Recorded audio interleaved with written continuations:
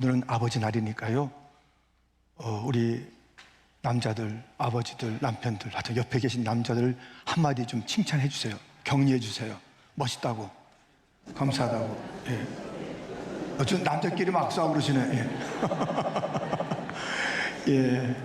해피 파더스 데이. 예. 그런데요, 오늘 아버지 날인데 이런 아버지 날을 맞을 줄 누가 알았겠어요? 너무 큰 슬픔의 아버지가 있습니다. 지난 화요일 시애틀에서 대낮이에요. 정말 많은 자들이 붐비는 그곳에 묻지마 총격이 있었던 것이에요. 그래서 한 여인이 죽게 되었습니다. 그 안에 8개월 된 아이도 죽게 되었습니다. 그 남편은 총격을 입었고요, 또 3살 난 아이가 있다고 하는 것입니다. 한인들, 아시아인들에 대한 증오 범죄인지 아직은 밝혀져야 될 일들이 있겠지만, 이런 아버지 날을 맞이하리라 그 남자가 생각했겠습니까? 아내도 떠나고 곧 태어날 아기도 떠나고 총격 가운데 이렇게 남겨진 그 모습, 우리 인생의 한계입니다. 알 수가 없어요. 어떤 일이 일주일 사이, 아니 하루 사이에 일어날지 모른다는 것이 오늘 보면 14절 말씀. 내일 일을 너희가 알지 못하는도다. 너희 생명이 무엇이냐?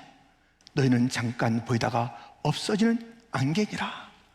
안개와 같은 인생, 잠깐 존재하는 인생. 보이네 하는데 금방 안 보이는 것이 인생. 내일을 알지 못하는 것이에요. 이 잠깐 안개 같은 인생, 내일을 알 수 없는 인생은 어떻게 살아야 할까요? 오늘 본문에는 2가지 삶의 방식이 있습니다.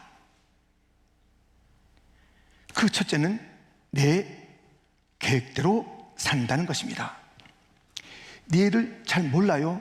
근데 계획을 하는 것이에요. 예. 그들은 아주 클리어한 삶의 목적을 가지고 있습니다.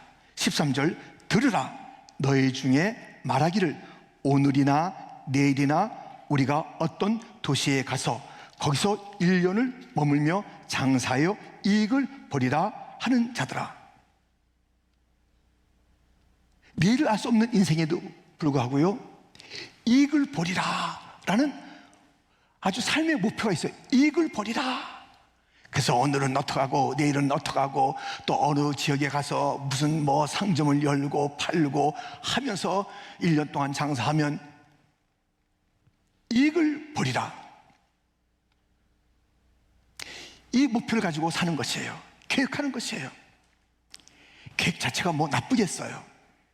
그런데 이익을 벌이라, 그것은 인생의 목표가 될 수가 없어요.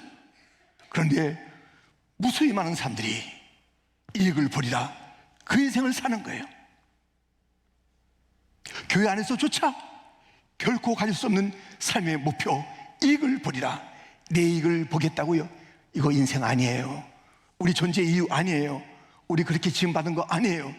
내 이익을 벌이라, 이 목표를 위해서 하나님도 사용하는 거예요. 하나님 잘 도와주세요. 내가 이익을 봐야 되니까요.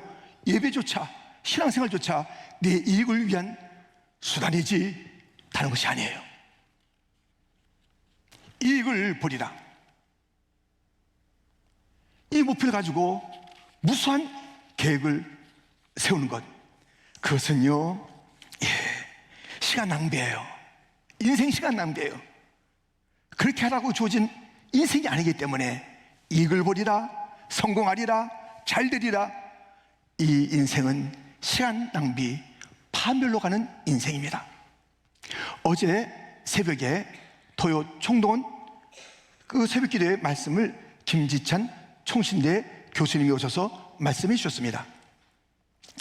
그러면서 그 교회에 대한 이야기를 말씀하시면서 우리는 다 왕같은 제사장인데, 제사장이 먼저야. 제사장, 하나님 앞에 예배드리고 하나님을 기쁘시게 하고 세상에는 왕같은 존재가 되어야 된다라는 그 말씀을 들려주셨잖아요. 그러면서 한 청년, 찰스 스터디, 그 청년은 자기의 모든 젊음, 학식, 편한 환경 다 버리고 그 인생을 하나의 목적으로 해서 드렸다라고 잠깐 이야기를 들려주었습니다. 찰스 스터디가 오직 한 번뿐인 인생이라는 시를 썼는데요, 이런 시입니다. 어느 날 2줄짜리 금원을 나 들었네. 종종 걸음으로 삶의 길을 가던 날, 내 가슴에 확신을 심어준 그 말, 영영 내 마음을 떠나지 않네. 오직 한 번뿐인 인생 속히 지나가리라. 오직 그리스도를 위한 일만이 영원하리라. 오직 한 번뿐인 인생, 세미한 음성은 속삭이네. 더 나은 선택을 하라. 이기적인 목표를 내려놓아라. 하나님의 뜻만을 쫓으라. 오직 한 번뿐인 인생 속히 지나가리라. 오직 그리스도를 위한 일만이 영원하리라. 마지막 구절은 같이 읽어요. 오직 한 번뿐인 인생, 짤막한 수십 년 세월, 수고와 희망과 두려움으로 엮어진 나날, 시간의 진흙으로 내가 빚어가야 할 나날, 자신을 위해 살거나 주님 뜻 안에 살거나 오직 한 번뿐인 인생 속히 지나가리라. 오직 그리스도를 위한 일만이 영원하리라. 아멘. 단 한 번뿐인 인생이에요. 어떻게 살아야 되겠어요? 지금 받은 그 존재 이유대로 다 살아가고 있잖아요. 사람은 우리 자신을 위해서 살도록 돼 있지 않다고요. 우리를 위해서 모든 것을 아낌없이 부어주시고 우리를 살려주신 주 예수를 위한 그 삶을 살아가야 한다고요. 한 번밖에 없는 인생을 내가 이익 봐야지, 여기에 삶을 투자하시겠습니까? 다시 말씀드립니다. 인생 낭비하는 시간이고요. 이렇게 살다가 제가 좀 돈 좀 벌거든, 여유가 있거든, 애 좀 키우거든, 살만하거든, 직장만 하거든, 그 다음에 주님을 위해서 일할 테니까 너무 그렇게 목사님,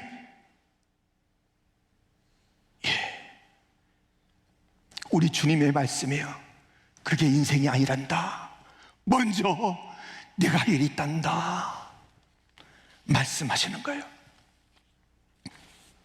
먼저 우선순위가 내게 있단다. 그렇게 내가 너를 지었어.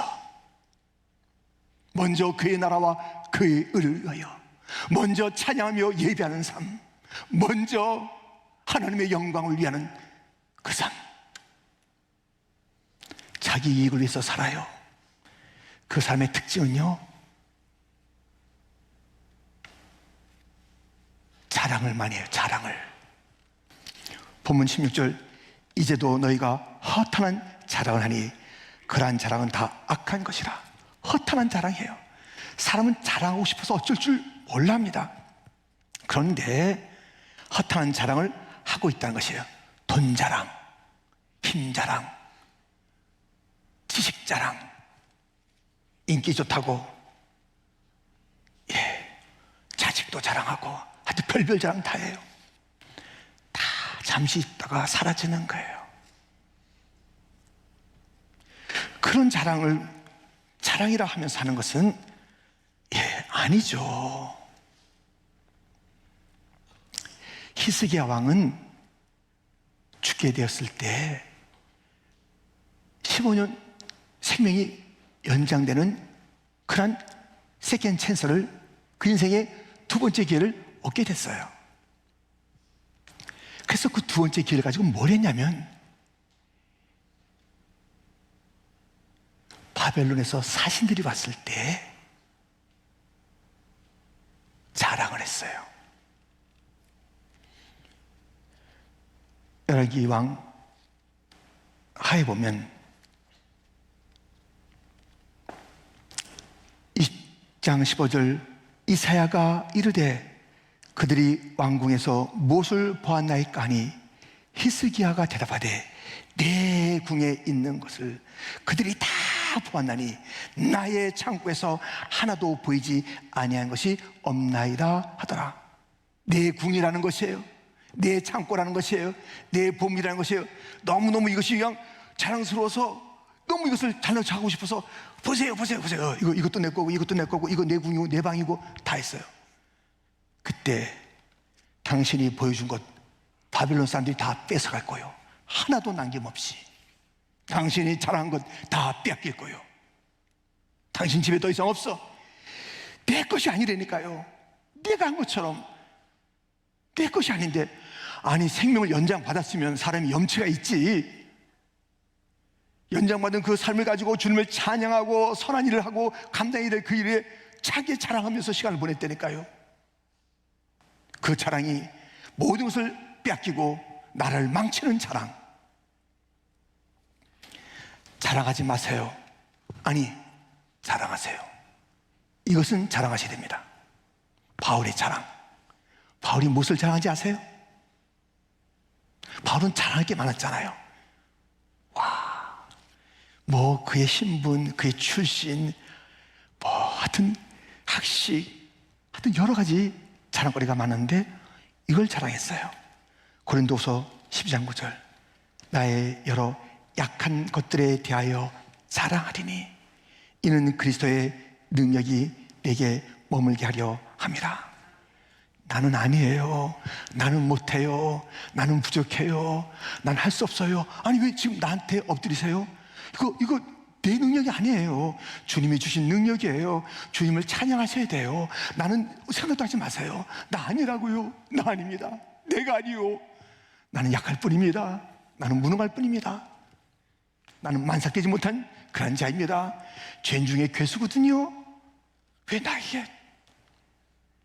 그때 하나님께서는 하나님의 은혜를 부어주시고 그리스도의 능력을 덧입혀 준 거예요. 자기의 약함, 난 못한다고 할 때 주님께서 그렇게 은혜와 능력을 부어줬다니까요. 무엇을 자랑하십니까? 다 지나갈 그것들. 다른 사람 나보다 1000개, 10,000개 더 갖고 있는데 뭐 그게 자랑이라고. 우리가 힘 있으면 얼마나 힘 있고 명예가 있으면 얼마나 명예가 있다고. 그거 인기 절정의 그 인생들 뒤안길에 얼마나 슬픔과 고독과 외로움이 있어서 차마 견딜 수 없어서 마약으로 아니면 극단적인 선택으로 그렇게 인기의 뒤안에 있는 처절함도 알잖아요. 모든 명예가 그런 것은 아니지만, 모든 인기 있는 자가 그런 것은 아니지만 인기의 끝은 분명합니다. 허전합니다. 나 옛날에 안 그랬는데, 나 왕년에 많은 사람들이 쳐다봤는데 견딜 수가 없는 것이에요. 그러니 우리가 내일을 알 수 없는데 자기중심의 삶을 살아간다는 것은 지극히 어리석은 일입니다. 또 다른 삶의 방식이 있습니다. 두 번째, 주님 뜻대로 산다는 것입니다. 내일을 모르게 내가 잘 계획해서 내 인생을 세워나갈 거야, 펼쳐나갈 거야, 그렇게 하지 말래요. 내일을 모르는 인생들아, 주의 뜻대로 살래요. 오늘 본문 15절, 너희가 도리어 말하기를 주의 뜻이면 우리가 살기도 하고 이것이나 저것을 하리라 할 것 이거늘. 여러분들, 주님의 뜻이면 내가 사는 거예요. 내일 내가 살아요? 아니에요. 내가 어떻게 살아요? 주님의 뜻이면 주의 은혜로 내가 내일도 생명을 얻게 되는 것이고요, 눈 뜨는 것조차, 호흡하는 것조차 주님의 뜻이면 그렇게 되는 것이고요, 그리고 이것저것 하는 것도 주의 뜻이면, 사는 것도 주의 뜻이요, 무슨 일을 하는 것도 주의 뜻이요, 항상 주의 뜻이 전제된 그 삶을 살아야 한다는 것입니다. 바울의 삶은 여러 가지 상황이 있지만 항상 그 삶 가운데 딱 수식어가 있습니다. 들어보세요. 고린도전서 16장 7절, 이제는 지나는 길에 너희 보기를 원하지 아니하노니 이는 만일 주께서 허락하시면 얼마 동안 너희와 함께 머물기를 바람이라. 머무는 것도 주님이 허락하셔야 머문다는 것이에요. 고린도전서 4장 19절, 주께서 허락하시면 내가 너에게 속히 나아가서 교만한 자들의 말이 아니라 오직 그 능력을 알아보겠으니. 무엇인가 좀 가보고 싶은 때가 있는데 주께서 허락하시면 가겠다. 주께서. 자기가 가고 싶다고 가는 게 아니라는 거예요.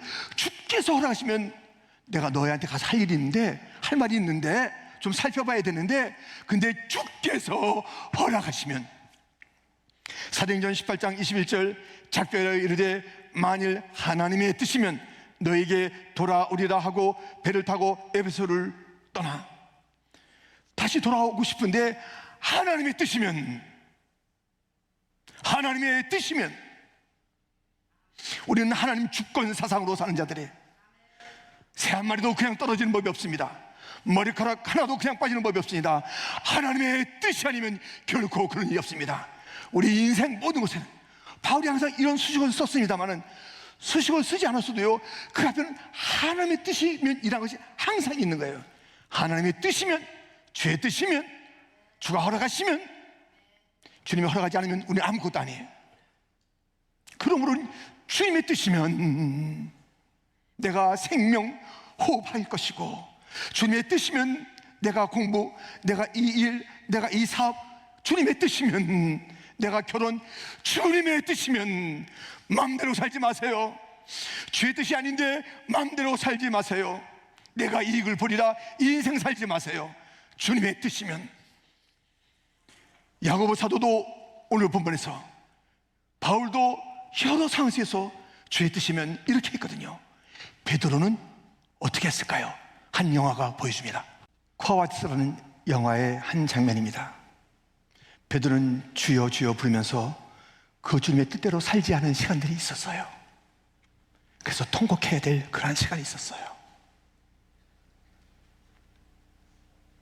주여 또는 주님의 뜻, 주를 부르는 자, 주의 뜻을 알고자 하는 자는 그 뜻대로 살기를 원하는 것 아니겠습니까?